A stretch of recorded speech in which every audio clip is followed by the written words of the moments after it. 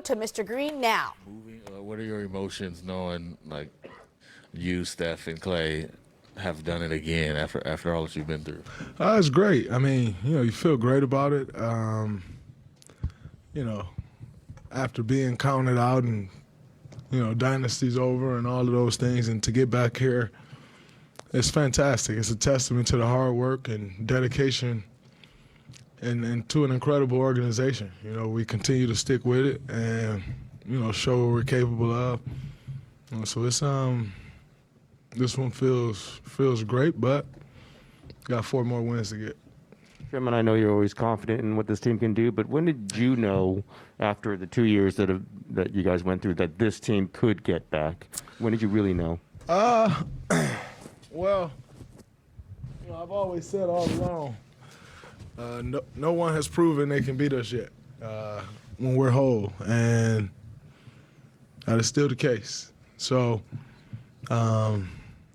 never doubt what we're capable of.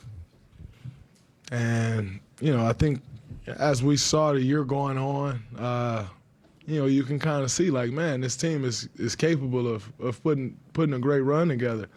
And, we've continued to get better, continued to grow. Different guys stepping up each night. We, saw throughout the year how much Jordan Poole improved, how much Loon improved, and the list goes on and on. So I can't say that I thought coming into this season, like, we're going to win championship or we're going to be in the NBA Finals. But I always believe with us three that we have a chance.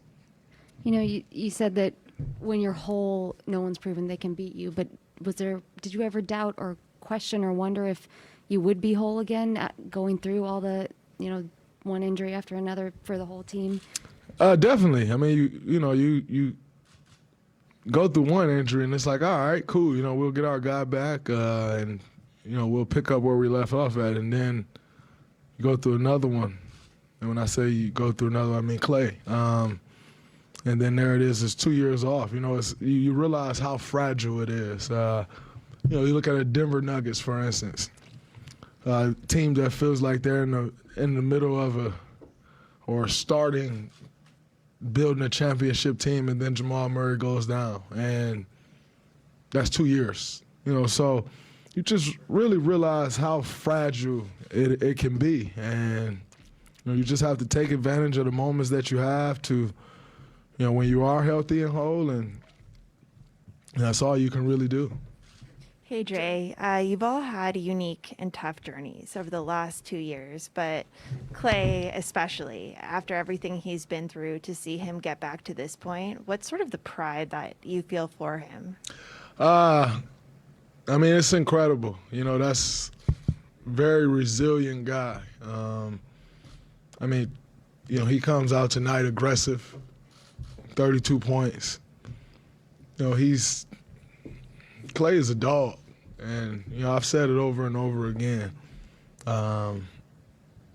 He's going to fight, he's going to battle, no matter what it is, and the most important thing to him is always to win. And to take the floor like that with a guy every night, you can see how much it was missing over the last couple of years, and to have him back and still not 100% back to Klay Thompson that we know, but working his way there, it's very special. And we're lucky to have him back next to us, competing with us, because we know, like I said, we know what we're capable of when he is there. Draymond, you talked about kind of the evolution of this team this season, and how that kind of changed your thoughts on what you guys could accomplish. But at the very end of last season, Steph said, you don't want to see us next year. At the start of this season, you said you don't want to see us back in the finals. I said, don't let us win a fucking championship. Now you're heading back to the finals with another crack at a championship. I mean, when you said that, what were you just thinking about the potential of the makeup of this team? Absolutely. Like I've said over and over again, I'm gonna keep saying it. No one has proven that they can move us off that spot, and that's the mindset that we come into this thing with. We understand what it takes to win a championship. We understand the process and how you have to get better throughout the course of the season. You know, it's not just about winning games throughout the regular season. You know, anybody can just win games throughout the regular season. Teams make mistakes. Most teams in the NBA just aren't that good. You know, so you can win games in the regular season, but that means nothing. You know, and we understand that. And so we don't chase wins during the regular season. We chase improvement during the regular season.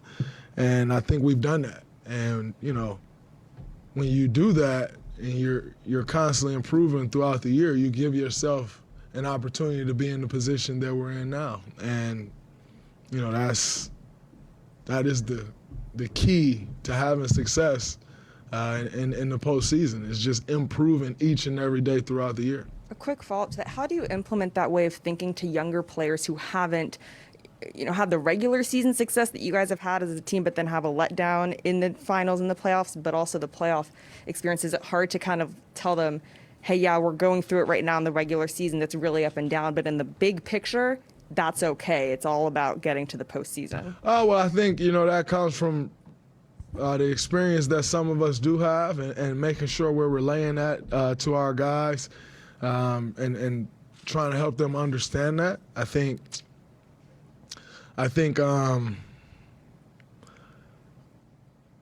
for us personally, you show that and say that with your words, but you also show that, and you know, with how you carry yourself, with what you're giving guys to follow. You know, if you lead guys the wrong way, they're going to follow you right that way. If you lead them the right way, they're going to follow you that way. And if you approach this thing with confidence, they're going to approach it with confidence. And I think for us, that's been extremely important, and just understanding that, you know, who we are, what we're capable of, but also understanding the challenge that, you know, we have a bunch of young guys, and how do we help prepare them for these moments so that when we need them and their number is called, they're ready. Moses Moody, you know, and the list goes on and on. And so I think, you know, it's a mixture of, you know, leading guys with your words and teaching and showing them the way, and then also your actions, and just giving them something, an example to follow. Draymond, what did it mean for you to see Clay kind of overcome by emotion on that podium, needing to cut his interview short? You mean out there on the court? Yeah. I mean, I think, you know, we all feel that. You know, you feel, you know, that's pain, that's joy. You know, it's a mixture of things.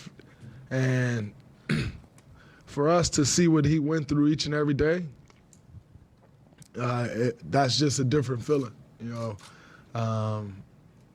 know, we saw the dark days. You know, we saw the days of him coming in, and you realize, like, he just don't have it today. And, you know, you see him for a week straight, and he's down, but yet continuing to plug away at it, and just going and going and going. You know, we saw their process. And so to see him have that moment is special, because ultimately we know where it's coming from. You know, it's coming from the struggle, and you know, it's a beautiful thing. Draymond, the first time you guys made it to the finals, you were a much younger man. This is a much younger team. You were 25. How are your emotions different now? Is it a little bit sweeter given your own personal road, this team's road, everything else? How does it compare to everything else? I think every journey is different. You appreciate each and every one of them. I think, you know, for me this time around, you just have a deeper appreciation for it, and understanding that it's not promised, you know, and things can change in the blink of an eye. So you have to take advantage of your opportunity when you are here. And so, you know, it's not that this one means any more than the ones before, because ultimately that's all a part of it. You know, that's all a part of our journey. But in saying that, I think, you know, as you grow, you just realize how special it is, and most importantly, how it's just not promising. And so you have to do what you can to put yourself in this position, and, you know, we've continued to do that. when that special presenter was handing over the trophy. It was you who took it, and maybe that's because the guy sitting over there was going to get another trophy. But what did it mean to you, and was that the way it was set up, that you would get that trophy and hold it up for everybody? Yeah. I mean, I'm not really one that loves holding the trophy. Number one, it's heavy. But you always appreciate the journey more than the accomplishment. You know, it's like I appreciated how hard it was going through the moment, but once you get the trophy, it's like, all right, that was cool, but you know, this thing is cool.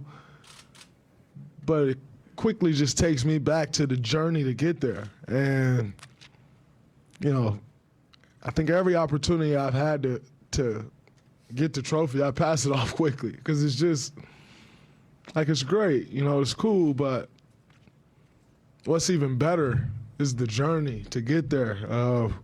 You know, coming in on the days that you just don't feel like being here, and battling with the guys in that locker room. Just have far more appreciation for the journey than the trophy you get at the end of it. You know, I can't even go to rings. It's like, I'm not sure when the last time I seen my rings. Because it's, you know, ultimately, you just appreciate the journey way more than the accomplishment itself. Great, thank you. Appreciate that.